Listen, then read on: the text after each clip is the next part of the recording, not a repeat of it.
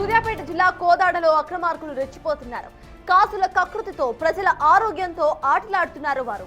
AP నుంచి rice brand oil పేరుతో నాసిరకం కల్తీ నూనెను దిగుమతి చేసుకుని కోదాడలో విచ్చలవిడిగా విక్రయిస్తున్నారు. హైవే పక్కన ఉన్న నిర్మానుష్య ప్రాంతాలు ఖాళీ వెంచర్లు అడ్డాగా చేసుకుని ఈ దందాను కొనసాగిస్తున్నారు వాళ్ళు.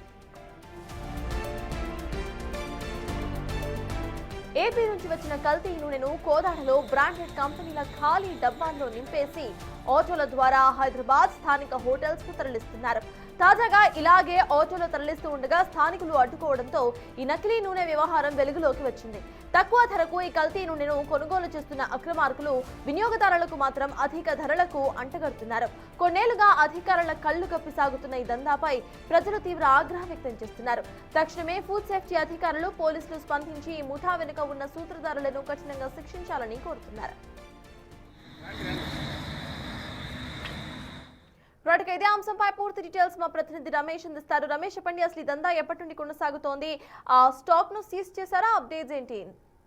గత కొంతకాలం నుంచి యథేచ్ఛగా కొనసాగుతుంది. హైదరాబాద్ తో విజయవాడ హైవే పై ఉన్నటువంటి ఏదైతే బార్డర్ ప్రాంతం ఉందో కోదాడలోని ఒక ఖాళీ వెంచర్ లో ఈ తతంగాన్ని కొనసాగిస్తున్నారు. ఏపీకి చెందినటువంటి కొంతమంది వ్యక్తులు రైస్ బ్రౌన్ ఆయిల్ పేరుతో కూడా ఈ విధంగా కల్తీ నూనెను చేస్తుండగా కూడా స్థానికులు పట్టుకోవడం జరిగింది. వీటన్నిటికి కూడా నిఘా పెట్టాల్సినటువంటి అధికారులు, స్పెషల్ టీం ఎట్టకేలకు పట్టించుకున్నటువంటి పరిస్థితి. కేవలం ఒక స్థానికులు చూసినటువంటి సమాచారం మేరతో పోలీసులకు ఫిర్యాదు చేయడంతో పోలీసులు ఆ ముఠాన్ని కూడా అరెస్ట్ చేయడం జరిగింది. వీరంతా ఒక బ్రాండెడ్ డబ్బాల్లో కూడా ఈ రైస్ బ్రౌన్ ఆయిల్ ని నింపి కూడా హైదరాబాద్, అదేవిధంగా కోదాడ చుట్టుపక్కల ప్రాంతాల షాప్లకు కూడా సరఫరా చేస్తారు. గత కొంతకాలంగా ఈ దందా కొనసాగుతుంది. ఏది కల్తీనో ఏది నేను గుర్తించినటువంటి విధంగా అచ్చం ఆ బ్రాండెడ్ ఆయిల్ సంబంధించినటువంటి విధంగా కూడా వీరు తయారు చేస్తున్నారు. వీరంతా కూడా కోదాడలను అడ్డాగా పెట్టుకొని కూడా, ఎందుకంటే ఇది ఒక సరిహద్దు ప్రాంతం కావడంతో కూడా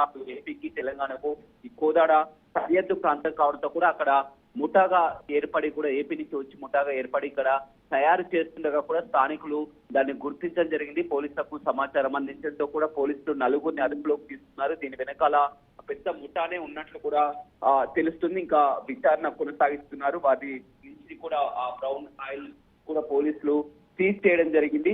ఏదేమైనప్పటికీ కూడా గత కొంతకాలంగా యథేచ్ఛగా కొనసాగుతున్నా కానీ దీనిపై నిఘా పెట్టాల్సినటువంటి అవసరం ఉందని చెప్పొచ్చు. ప్రజల ప్రాణాలతో చెలగాట మాడుతున్నారు. ఈ కల్తీ ఆయిల్ ని మొత్తం కూడా ఏపీ నుంచి తీసుకొని వచ్చి విధంగా బ్రాండెడ్ డబ్బాల్లో కూడా పెట్టి హైదరాబాద్, ఇటు నల్గొండ, సూర్యాపేట జిల్లా సరిహద్దు ప్రాంతాల్లో కూడా మొత్తం విచ్చలవిడిగా అమ్మకాలు అయితే ప్రారంభించడం జరిగింది. థాంక్యూ రమేష్.